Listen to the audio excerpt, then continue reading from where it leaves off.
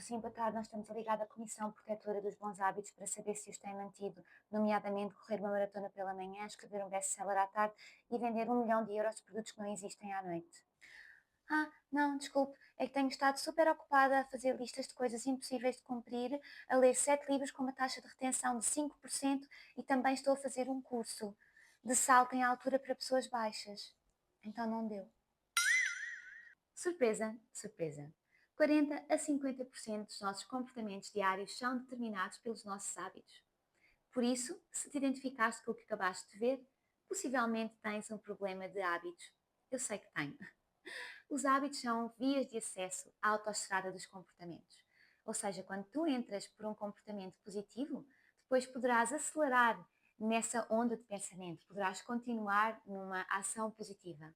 Porém, se vais aceder através de um comportamento ou de um hábito negativo, há uma grande possibilidade de que tudo se desenrole nesse sentido também. E vou começar por dar-te 2 exemplos de pessoas que entram na autoestrada de forma positiva. Cristiano Ronaldo e os Beatles.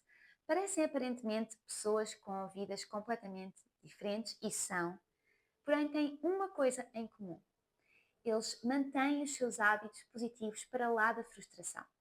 Ou seja, eu não acredito que eles estejam todos os dias hipermotivados. Não. Certeza que há cansaço, exaustão, rotina, aborrecimento. Porém, eles conseguiram encontrar uma forma de manter hábitos positivos que os aceleram até a resultados extraordinários. É disso que vamos falar hoje.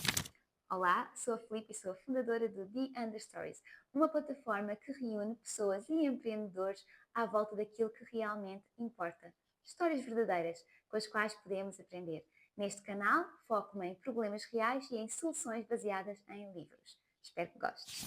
Se sentes que estás numa fase de estagnação ou que ainda não és o Cristiano Ronaldo ou os Beatles, é possível que estejas no planalto potencial latente. E o que é isso? Tu subiste até a um determinado nível e agora sentes que estás numa fase de estagnação em que nada acontece. Bem, as boas notícias é que é suposto ser assim. As más é que é chato, é aborrecido, é rotineiro, mas faz parte. Quando tu pensas no Cristiano Ronaldo ou nos Beatles, tu só vês o resultado final. Não vês o tempo que eles tiveram no planalto, em algum sofrimento, até chegar ao resultado brilhante que atingiram. Por isso, aguenta-te firme. Vou-te dar 6 dicas que te vão ajudar a ficar no planalto com consistência e depois a ultrapassá-lo. E o primeiro conselho é hábitos atómicos, que vem, obviamente, deste livro. Aliás, as 6 dicas vêm deste livro, do livro Hábitos Atómicos. Muito original, eu sei. E também acho original que o autor se chame James Clear, ou seja, James Claro, num livro sobre clareza de hábitos. Eu acho que isto claramente é feito, não deve ser o nome dele. Mas enfim. A ideia por trás dos hábitos atómicos é, quando tentamos mudar alguma coisa, algum hábito, nós normalmente vamos para o extremo. Quer mudar tudo já e de forma perfeita. O que é que acontece? Isso não é viável. Vamos resistir a essa mudança de alguma maneira e acabamos por cair na procrastinação. O objetivo aqui é fazer o movimento oposto. Decidir conscientemente mudar muito pouco de cada vez. Pensa comigo. Se passares os teus dias a melhorar 1% cada dia durante um ano, no final do ano estarás 37 vezes melhor. 37 vezes melhor é muito. Pelo contrário, se decidires piorar 1% todos os dias, rapidamente vais chegar ao zero. Então é isso que vamos fazer. Vamos focar-nos em micro hábitos, hábitos atómicos, que deve ser uma coisa muito mesmo pequenina, que eu não faço ideia qual é o tamanho de um hábito, de um átomo, mas deve ser mesmo micro, não é? Pessoas das ciências, digam-me qual é o tamanho de um átomo, sei lá, com medidas, com centímetros ou milímetros ou assim, medidas que pessoas normais possam perceber.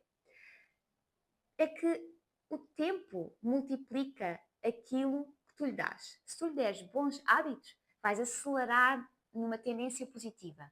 Se por outro lado lhe vais dar maus hábitos, então vais também acelerar, mas numa tendência negativa.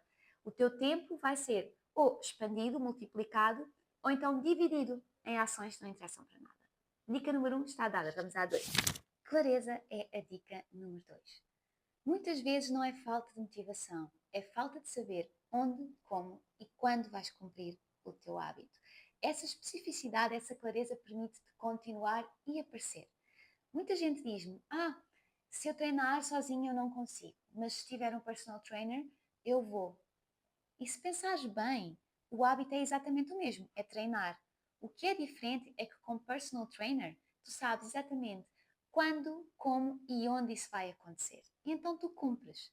Por isso, torna tudo claro. Define um momento específico do dia, um lugar específico onde esse hábito se vai implementar. E é por isso que James Clear sugere empilhar hábitos, ou seja, juntar o teu novo hábito a um hábito que tu já cumpres sem pensar. Imagina que bebes café todas as manhãs e que o teu objetivo é meditar por 2 minutos. Então, junta a tua meditação ao café. Assim não vais ter de pensar muito, certo? Um está colado ao outro. Se tu fazes um de forma automática, então o outro naturalmente vai integrar-se de forma automática também com o tempo. Tudo se torna mais fácil. E por falar em fácil, a dica número 3 é tornar o hábito fácil. Vais definir a regra dos 2 minutos, tal como define também James Clear. Não vais propor-te a ler 2 horas por dia. Vais definir que vais ler 2 minutos apenas. Eu sei, parece pouco, mas 2 minutos de forma consistente é muito minuto ao final de algum tempo. Enquanto que se tu definires 2 horas, é algo difícil de cumprir. Vais procrastinar e eventualmente desistir. 2 minutos de forma consistente durante muito tempo vai levar-te ao planalto do potencial latente. E se tu continuares nesse planalto, vais ter os resultados extraordinários no final. Portanto, facilita o hábito, 2 minutos apenas, e coloca aquilo que precisas de forma acessível. Se tu queres começar a correr, deixa os ténis à porta de casa, para ser mais fácil só pôr os ténis e ir correr.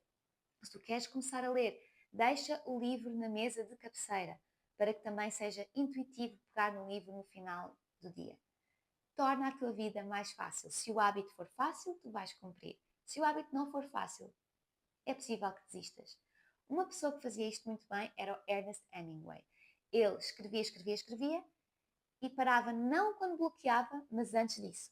Quando estava ainda super motivado e a escrita estava a fluir de forma natural, ele parava para deixar uma janela aberta de inspiração para o dia seguinte. Tu queres que o teu novo hábito seja prazeroso e simples de implementar. Se estás sempre numa luta, se sentes que há resistência, que se estás ali 2 horas em sofrimento, vais desistir. Se for claro e se for fácil, vais continuar. A regra número 4 é sobre tornar os maus hábitos difíceis. Por oposição àquilo que fizeste com os bons hábitos, tornaste-os fáceis. Então agora vais tornar os maus hábitos difíceis. Muitas vezes é mais sobre tornar o que é mau difícil do que tornar o que é bom fácil. Porque se tu evitas aquilo que é mau, naturalmente estás a escolher aquilo que é bom. E dou-te um exemplo. O Victor Hugo, que escreveu o Corcunda de Notre Dame em 1830, se não me engano, ele distraía-se muito.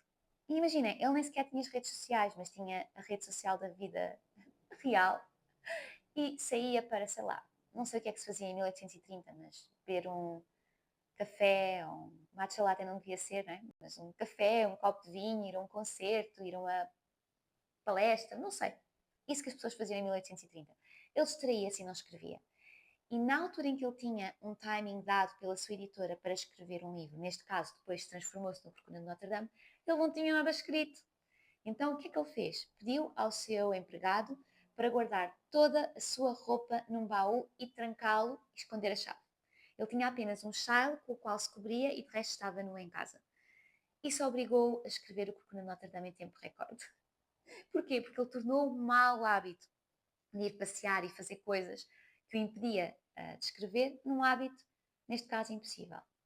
Não estou com isto a sugerir nudez forçada, atenção, mas podes criar outras estratégias para tornar o hábito difícil. Imagina que queres focar-te mais na leitura e menos na internet. Se calhar podes desligar o router a partir de certo horário, ou podes retirar o Instagram do telefone e ter apenas no computador. Se o acesso for difícil, o hábito mau também se torna difícil. E se tu já tornaste os hábitos bons fáceis, imagina o resultado. Dica número 5. Tornar o hábito em identidade. Um sistema de ações tem de ser alimentado por convicções. Não é sobre o que tu fazes, é sobre aquilo que tu és quando fazes essa coisa. Dou-te um exemplo. É muito diferente dizer eu corro de eu sou corredora, ou eu leio de eu sou uma leitora.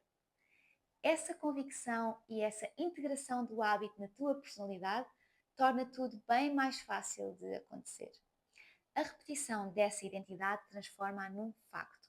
Tu de repente já és corredora ou leitora e assumiste uma identidade completamente diferente e positiva. E depois vais começar a pensar: como é um corredor? Como é que é um empreendedor? O que é que fazem essas pessoas? E como tu te identificas também com uma delas, é muito mais fácil integrar na tua rotina os hábitos que são compatíveis com esse estilo de vida. E atenção que isto não é sobre perfeição. Isto é exatamente sobre vulnerabilidade produtiva. Os grandes atletas, os grandes mestres de tudo o que há no mundo são pessoas com práticas muito imperfeitas, ou seja, eles erraram milhões de vezes até chegar a um resultado satisfatório. No entanto, não deixam de se identificar como aquilo que são.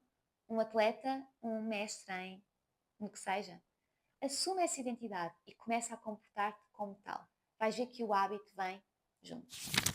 E a dica mais polémica vem agora. É possível que eu seja cancelada, mas a dica não é minha, é do James Clear, portanto não tenho responsabilidade, ok? A dica é castigo. Se não cumpres com aquele hábito com o qual te comprometeste, castigas-te. Mas isso tem de estar pré-definido. Ou seja, vais criar um sistema de castigo que seja muito desconfortável. Imagina que tu és de uma determinada equipa de futebol. Tu vais definir e vais escrever em algum lugar, num contrato contigo mesma, que se não cumprires o teu hábito diário dos 2 minutos de leitura, no dia seguinte vais ter de passar o dia vestido com a camisola da equipa adversária à tua equipa. Por exemplo, pode ser outra coisa qualquer. Define uma consequência bem difícil para ti, algo que te custe, se não cumprires o teu hábito definido. E há até uma sugestão no livro, polémica também, que é criar um contrato de hábitos e dá-lo a outra pessoa, assinado por ti.